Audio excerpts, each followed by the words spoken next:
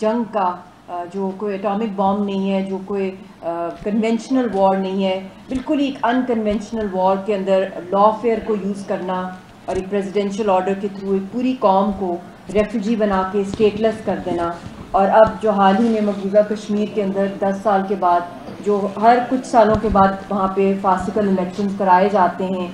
उनको भी कंडक्ट किया। पिछले पूरा ये जो महीना गुजरा उस एक्सरसाइज के अंदर 3 फेजेस के अंदर हुई, और ये पहले इलेक्शंस थे 10 साल के बाद जो एब्रिगेशन के बाद किए गए। ये वो एब्रिगेशन है जिसकी वजह से हमने वहाँ पे देखा कि 50 लाख इंडियंस को वहाँ की रुकनीत शहरियत दे दी गई, सिटीजनशिप डोमिसाइल इशू कर दिए गए, उनको वोटर राइट्स दे दिए गए, हालांकि वो कश्मीरी नहीं है। कश्मीर, क्योंकि ये एक लीगल फॉरम के ऊपर मैं एड्रेस कर रही हूँ, आप सबको पता है कि it falls under the United Nations, it is not a part of India.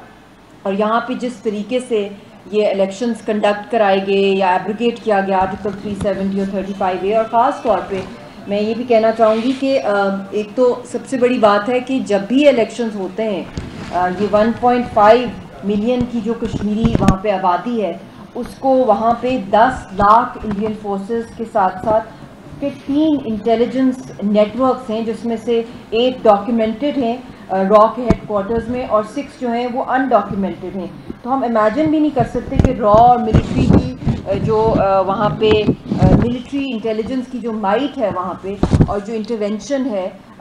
उसके तहत ये इलेक्शंस कराना, और इन इलेक्शंस में भी जो हमने दुनिया में सुने होंगे, जाली इलेक्शंस होना, रिगिंग होना, बहुत सी चीज़ें सुनी होंगी, मगर आज तक आपने गोस्ट वोटर्स का नहीं सुना होगा, जो इतनी बड़ी 50 लाख तकरीबन लगभग जो है तादाद है वो गोस्ट वोटर्स की है, वो इंडियंस हैं जिन्होंने इलेक्ट्रॉनिकली इन इलेक्शंस में पार्टिसिपेट किया है। तो जो भी रिज़ल्ट्स आपको नज़र आ रहे हैं इस वक्त, जिसके अंदर बहुत ज़्यादा अपनी तरफ से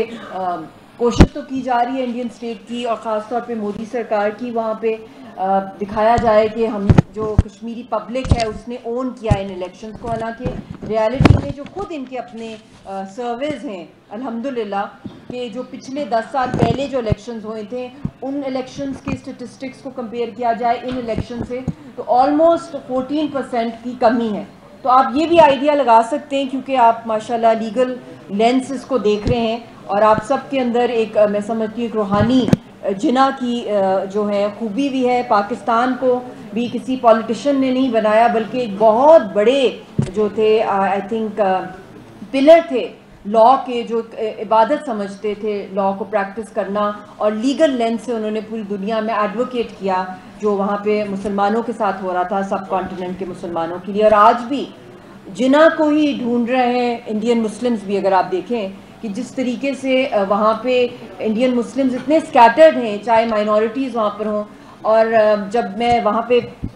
पहली दफ़ा भी जब शादी के बाद गई तो मेरी वालदा साहिबा ने यासीन साहब से पूछा कि क्या वजह है कि इंडिया में करोड़ों मुसलमान रहते हैं और मकबूजा कश्मीर के इतने बुलंद और इतने बहादुर और मर्द मुजाहिद लीडरशिप है और मुकाबला करिए, बट वाई नॉट कि इंडिया में इतने बड़े टॉल लीडरशिप जो है वो इमर्ज हुए। तो यासीन साहब ने कहा इंडियन स्टेट के नॉट अफोर्ड अनदर जिना, उनके लिए डेथ है। तो मैं ये मकबूजा कश्मीर के जो वकला हैं उनकी तरफ से आप सबको एक स्पिरिचुअल जो पैगाम है श्रीनगर के लॉयर्स की, जिन्होंने बहुत उनकी भी बड़ी काविशें और स्ट्रगल हैं, कि आप उनकी आवाज़ हैं, आप उनकी जद्दोजहद लेके जाएं। मुझे बहुत खुशी हुई कि एडवोकेट रियासत आज़ाद साहब ने इस बात पे एग्री किया है मेरे साथ कि हम लोग यहाँ पे इंशाल्लाह Islamabad high court bar association के बाहर सिग्नेचर कैंपेन भी लॉन्च कर रहे हैं, जो ना सिर्फ इन फासिकल इलेक्शंस को रिजेक्ट करेगी बल्कि उसके साथ साथ जो वहाँ पे एब्रिगेशन हुई आर्टिकल 370 और 35A की। और इस वक्त क्योंकि यहाँ पे जयशंकर ने भी आना है और उनका भी यहाँ पे आना इस वक्त ऐसे जाली इलेक्शंस के बाद, और जो उनका यूनाइटेड नेशंस में खिताब था जिसके अंदर उन्होंने जो वहाँ पे बातें की जो कि इतनी ही आई थिंक इतनी शॉकिंग थी और इतनी प्रेजुडिस माइंडसेट था, जो उन्होंने कहा कि सबसे बड़ा जो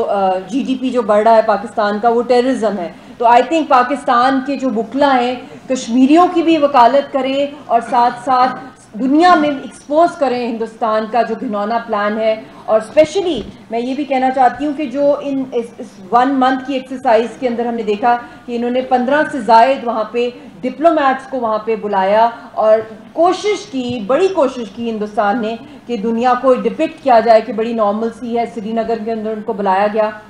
और उन 15 डिप्लोमैट्स को ऐसे प्रोजेक्ट किया गया जैसे कि वो इलेक्शन ऑब्जर्वर्स हैं। हालांकि जो भी आप सब यहाँ पे बैठे हुए हैं कि जो एक डिप्लोमैट का बिल्कुल भी ये मैंडेट नहीं होता कि वहाँ पे वो एक मॉनिटरिंग बॉडी की तरह एक इलेक्शन को मॉनिटर करे। तो डिप्लोमैट्स के भी मैंडेट को एक्सप्लॉइट किया गया इंडियन स्टेट की तरफ से, ठीक उसी तरह जिस तरह 2020 के अंदर कोरोना के दौर में इन्होंने कुछ चंद यूरोपियन एमपीज़ को मकबूजा कश्मीर में लेके गए और वहाँ एक डेथली साइलेंस तो होता ही और कर्फ्यू रहता है, तो वहाँ पे दिखाया गया कि यहाँ तो हर चीज़ अमन है। तो बाद में पता चला कि ये रॉ के फंडेड टूर कराया गया था। और दूसरी बात में लीगली अगर हम बात करें तो यूनाइटेड नेशंस की जो रेजोल्यूशन 51 है ऑफ 1951 वो कैटेगोरिकली स्टेट करती है कि किसी भी किस्म के असेंबली जो इलेक्शंस हैं they can not be an alternative to the UN administered plebiscite. और उसके साथ साथ ये भी मैं कहना चाहती हूँ कि ना सिर्फ ऑक्यूपेशन है यहाँ पे, बल्कि इन पपेट असेंबलीज के थ्रू जो काम किया गया है ना सिर्फ इन इलेक्शन में बल्कि पहले भी, जिसके अंदर जितने ड्रैकोनियन लॉज हैं, टाडा है, पोटा है, arm forces special powers act है और बहुत से ऐसे घिनौने जो कवानीन हैं जो इम्यूनिटी देते हैं। और सबसे बढ़ के बात है कि जो ट्रू रिप्रेजेंटेटिव्स हैं कश्मीरी कौम के, वो तो हुर्रियत के रहनुमाएं, चाहे वो यासीन साहब हों, आसिया अंद्राबी साहिबा, शबीर शाह साहब हों, मुसर्रत आलम हो, जितने भी हैं उनमें से तो कोई भी वहाँ पे रिप्रेजेंटेटिव्स नहीं है। हज़ारों क्या लाखों की तादाद में कश्मीरी लोग जो हैं वो जेलों के अंदर बंद हैं और उनके खिलाफ कितने फिक्टिशियस चार्जेस के ऊपर केसेस किए जा रहे हैं। और इस वक्त भी आप देख लें कि तिहाड़ जेल हो, आगरा जेल हो, जहाँ जहाँ जेलें हैं वो ओवरली पॉपुलेटेड हैं कश्मीरी प्रिजनर्स के साथ। तो मैं ये भी सवाल पूछना चाहती हूँ कि ये कौन सी नॉर्मल सी को प्रिडिक्ट करना चाह रहे हैं, ये कौन से इलेक्शंस है दुनिया के अंदर जहाँ पे जो वोटर है वो तो नज़र ही नहीं आ रहा, जो ज़मीन का वारिस है वो तो है ही नहीं ग्राउंड के ऊपर, और वहाँ पे इंडियन वोटर्स हैं जो सड़कों पे निकले हुए या इलेक्ट्रॉनिकली वोट करें, या उनको प्रोजेक्ट किया जा रहा है कि वो कश्मीरी हैं, एक्ट कराया जा रहा है, या चंद कुछ ख़ानदान है जिसमें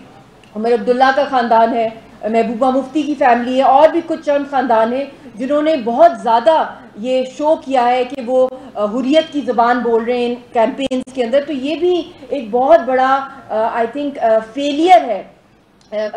इन पपेट्स का, इंडियन पपेट्स का, जिन्होंने अपनी इलेक्शन कैंपेन जितनी भी की उनमें उन्होंने यही कहा कि जी हम तो सारे हुर्रियत रहनुमाओं को रिलीज़ करेंगे, हम स्टेटहुड रिस्टोर करेंगे, हम आर्टिकल 370 को रिवर्स करवाएंगे। तो ये कैसे कर सकते हैं? द मोमेंट ये इलेक्ट हुए हैं, आज की जो इनकी स्टेटमेंट्स हैं कि 100 साल तक भी जो है वो आर्टिकल 370 को हम रिवर्स नहीं कर सकते, स्टेटहुड की हम बात कर सकते हैं, मगर जो बात ऑन ग्राउंड जो आवाम के सेंटिमेंट्स हैं, वो हुर्रियत के सेंटिमेंट्स हैं, वो हर उस एक्शन को निगेट करते हैं जो इंडियन की ऑक्यूपेशन, चाहे वो इंडियन आर्मी की सूरत में हो, चाहे वो इंडियन पब्लिक की सूरत में हो, उसको वो रिजेक्ट करते हैं। और उसके साथ मैं ये भी कहना चाहती हूँ कि इस वक्त जिस तेज़ी के साथ, नस्ल कुशी के साथ वहाँ पे पॉपुलेशन सेंसस को चेंज किया जा रहा है, डेमोग्राफिक चेंजेस को लाया जा रहा है दिन ब दिन, ये ना हो कि एक आध साल में रियासत साहब के ये ना हो कि हम इतनी तेज़ी से वो पॉपुलेशन चेंज कर रहे हैं कि फिर जब वो मेजॉरिटी में जो 50 लाख इंडियंस हैं, कल एक आध साल में 1 करोड़ वो वहाँ सेटल कर दें और फिर वो वहाँ पे प्लेबिसिट कराएं, तो वो सारी की सारी, वैसे तो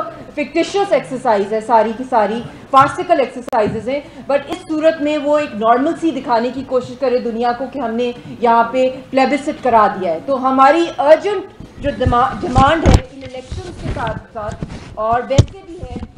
कि जो जो एक्शंस इंडिया ने वहाँ पे लिए हैं इनकी रिवर्सल की डिमांड है। उसके साथ साथ deweaponisation, demilitarisation, shunning of all draconian laws जो वहाँ पर हैं, और release of all Kashmiri political prisoners, and to have the UN observers to be there fact finding mission, क्योंकि इन इलेक्शंस में, कहीं भी इलेक्शन दुनिया में होते हैं तो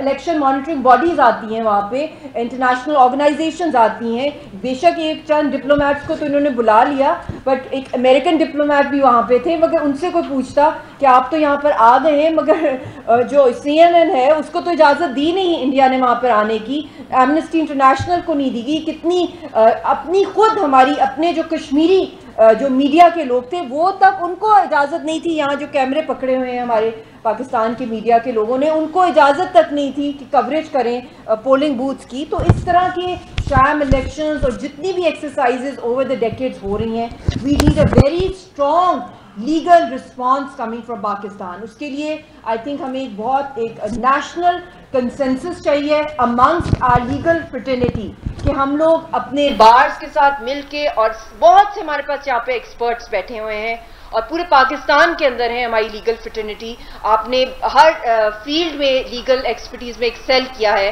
but I think it's high time कि हम एक ड्राफ्ट करके कम से कम 5 साल की एक लीगल एक्सरसाइज जो है, एक ड्राफ्ट का प्लान बना के दें पाकिस्तान की इस हुकूमत को या अगली हुकूमत जो भी कोई आती हैं, चेंज होती हैं, but we really need to take Kashmir cause on international forums, चाहे वो इंटरनेशनल कोर्ट ऑफ जस्टिस है, चाहे वो इंटरनेशनल क्रिमिनल कोर्ट्स है, चाहे वो international procedures, special procedures of the United Nations. और हमें देखना भी चाहिए, जो सबने बात की है, कि यूनाइटेड नेशंस कि जितनी भी रेजोल्यूशंस हैं, जो बना क्यों था कि दुनिया के अंदर अमन लाया जाए, मसलों को हल किया जाए, मगर क्या वजह है कि मिडिल ईस्ट में आग लगी हुई है, आए दिन वहां पे कुछ ना कुछ हो रहा होता है, हर सेकंड कुछ ना कुछ हो रहा होता है। यूक्रेन रशिया की वॉर को देख लें, कश्मीर का देख लें, और पूरी दुनिया के अंदर RSS का जो नेटवर्क फैलता जा रहा है। तो ये सारी चीजें जो है ये बहुत ही क्रूशल हैं, और आई थिंक हम लोगों को इसको बहुत ही एक लीगल लेंस से हमें प्रेजेंट करना पड़ेगा अपना case, because I think that is where we are lacking and that is where we need to work. तो बहुत बहुत शुक्रिया आप सबका, थैंक यू।